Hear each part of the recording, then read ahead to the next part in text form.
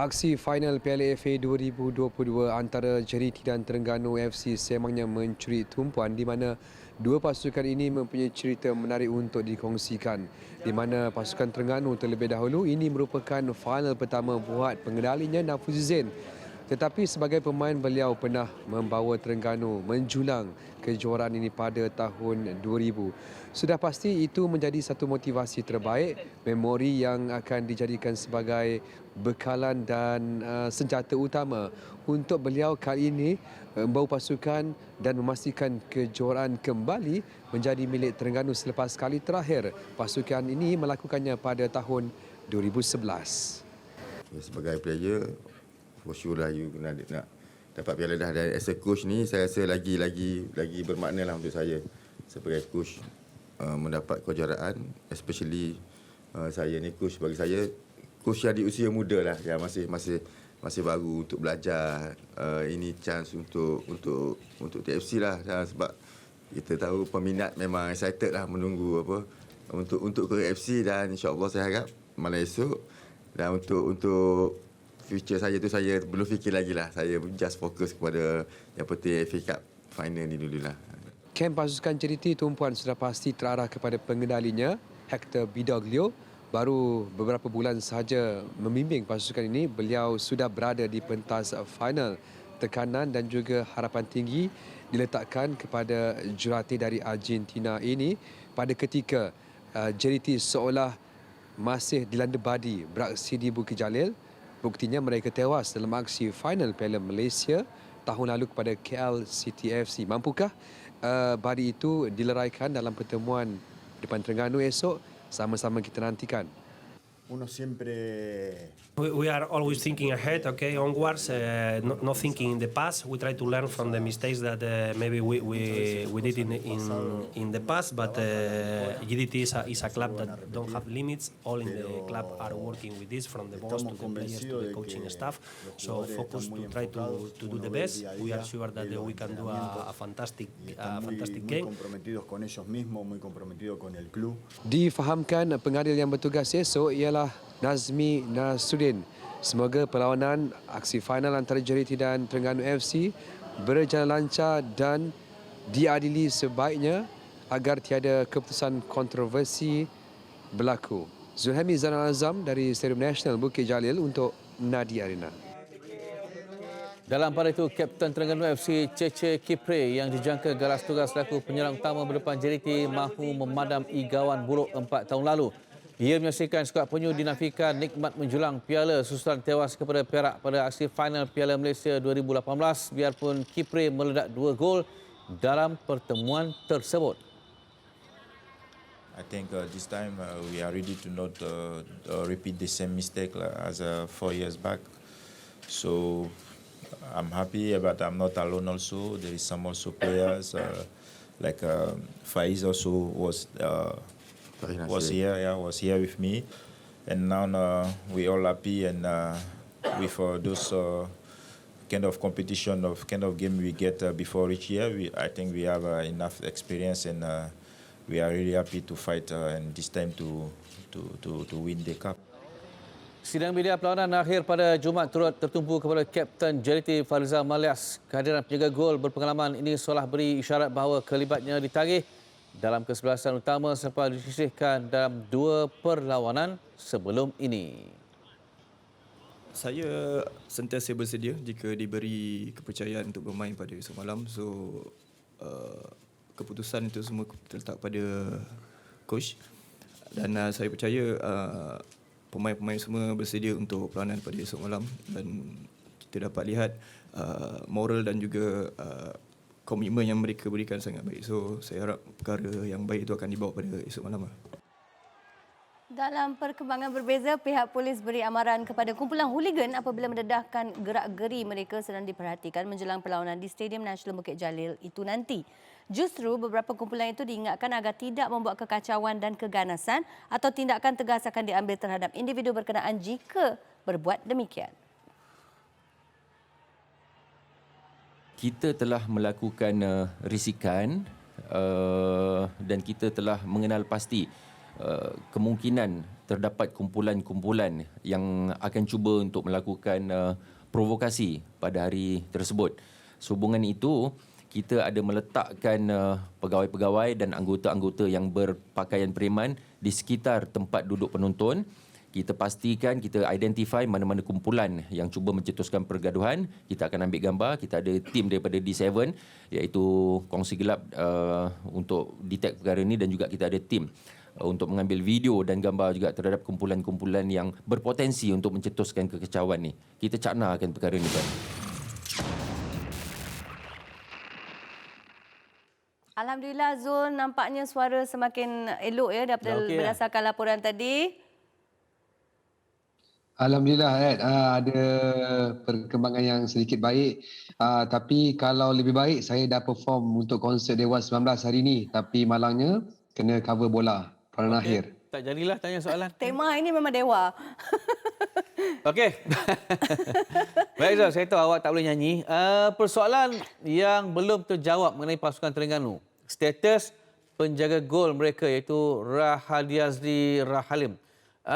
Apa perkongsian Nafuzi mengenai penjaga gol itu untuk game esok, Zul? Ya, sudah pasti Akbar, ini perkembangan yang cukup dinantikan oleh penyokong Terengganu FC yang mana mereka mengharapkan penjaga gol muda ini dapat diturunkan bertemu JDT dalam aksi final di Stadium Nasional Bukit Jalil esok. Dan perkongsian daripada Nafuzi agak positif apabila beliau mengesahkan bahawa Rahadiazli Rahalim sudah pun menjalani latihan sejak 2 hari lalu. Ini memberi gambaran bahawa Nafuzi mempunyai pilihan di posisi penjaga gol selain Suhaimi Hussein untuk diturunkan bertemu skuad Harimau Selatan. Kalau kita flashback balik apa yang berlaku kepada Rahadiazli Rahalim, kita boleh katakan sesuatu insiden yang cukup mengerikan kerana pemain ini berlanggar dengan pemain sendiri ataupun dengan pemain lawan ketika aksi menentang Melaka United dalam Liga Super. Sebelum ini, pemain ini dikejarkan ke hospital dan menerima rawatan lanjut. Tetapi pergerakan ataupun kondisi pemain itu pada ketika itu agak kurang baik walaupun beliau menunjukkan ataupun memberi keadaan yang stabil. Tetapi saya percaya Nafuzi akan memikirkan berfikiran panjanglah untuk menentukan siapa penjaga gol utama yang akan diturunkan. Kalau dia berani ambil risiko, saya percaya beliau akan menurunkan Rahadiazli. Tetapi kalau Nafuzi tidak mahu ambil risiko, jika pemain ini diturunkan boleh mendatangkan kecederaan lebih serius, saya rasa Suhaimi Hussein akan diturunkan. Dan Nafuzi akan membuat keputusan muktamad dalam sesi latihan ringan pada 11 pagi esok untuk menentukan Rahadiazli ataupun Suhaimi Hussein. Okey. Tapi masih Zul dengan posisi penjaga gol, tapi kali ini mengenai kepada JDT pula. Farizal Marlias atau Haziq Nazli, siapa yang Zul jangka akan diturunkan esok? Dalam banyak-banyak posisi di pasukan JDT, saya rasa posisi ini yang menjadi persoalan lah. Terengganu sama, JDT pun sama. Dalam posisi saya rasa peminat sudah menjangkakan ataupun dah boleh menjangkakan. Tetapi untuk pasukan JDT pula, pada ketika Farizal Marlias kerap diturunkan dalam kesebelasan utama, saya rasa sebelum ni tidak pernah dikeluarkan lah. Tetapi dalam 2 perlawanan terakhir, iaitu salah satunya bertemu Selangor FC, JDT menampilkan penjaga gol yang berlainan, iaitu Haziq Nazli. Bukan penjaga gol yang kita katakan sebagai penjaga gol muda ataupun penjaga gol baru. Haziq Nazli merupakan penjaga gol bawah 23 tahun kebangsaan sebelum ini. Beliau mempunyai reputasi yang baik dan menunjukkan perkembangan ataupun menunjukkan prestasi yang baik walaupun pasukan JDT seri dalam aksi terakhir bertemu Selangor FC satu sama. Melihat kepada perbandingan yang kita boleh buat antara Farizal Marlias dan juga Haziq Nazli, perbezaannya hanya pengalaman, di mana jika Hector Bidanglo menagih pengalaman, Farizal Marlias sudah pasti menjadi pilihan kerana aksi final menyajikan satu persembahan, satu aura yang berbeza. Jika prestasi semasa, mungkin Haziq Nazli akan diturunkan.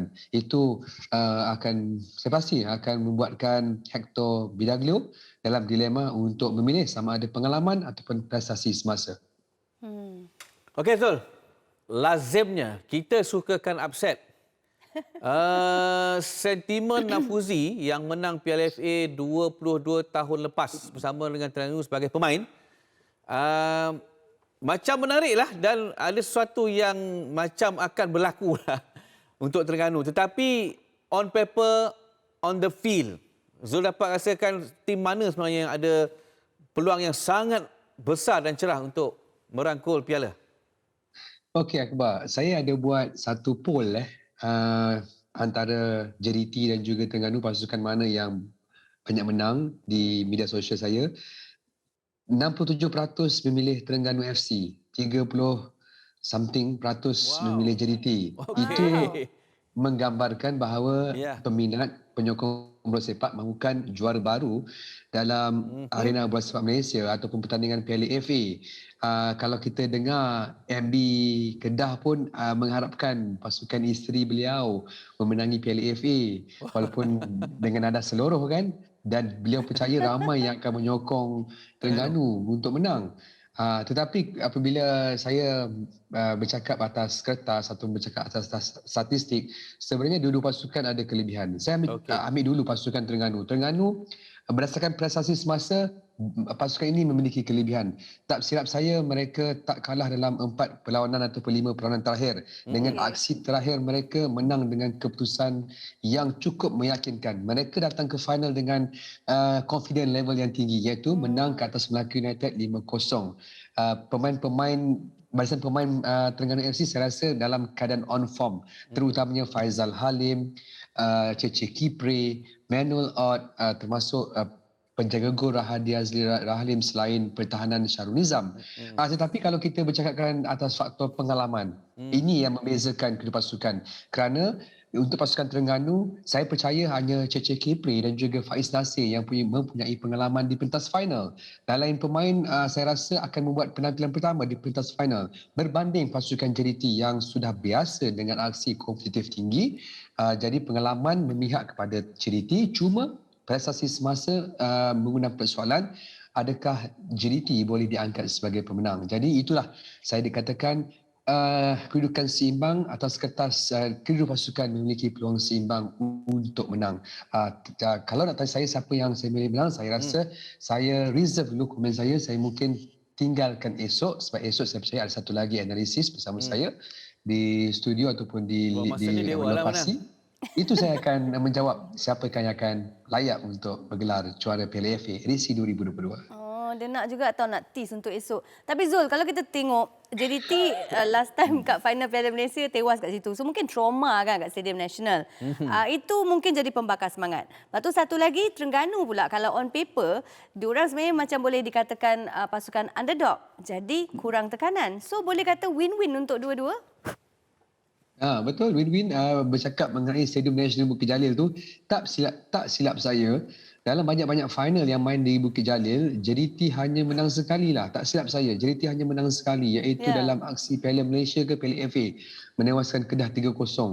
Lain-lain perlawanan mereka kalah, termasuk aksi berdepan KL City, yang mana ramai yang bercakap, ramai yang mengandaikan yang pasukan JDT kurang ataupun tidak boleh menunjukkan prestasi yang baik apabila bermain dalam keadaan padang ataupun di padang Kawgras. Tak silap saya, di Bukit Jalil menggunakan Kawgras ataupun satu jenis rumput yang bukan kebiasaan bagi pasukan JDT, iaitu Zonsia. Itu yang memungkinkan pasukan JDT tidak dilabel sebagai favourite untuk aksi di Bukit Jalil.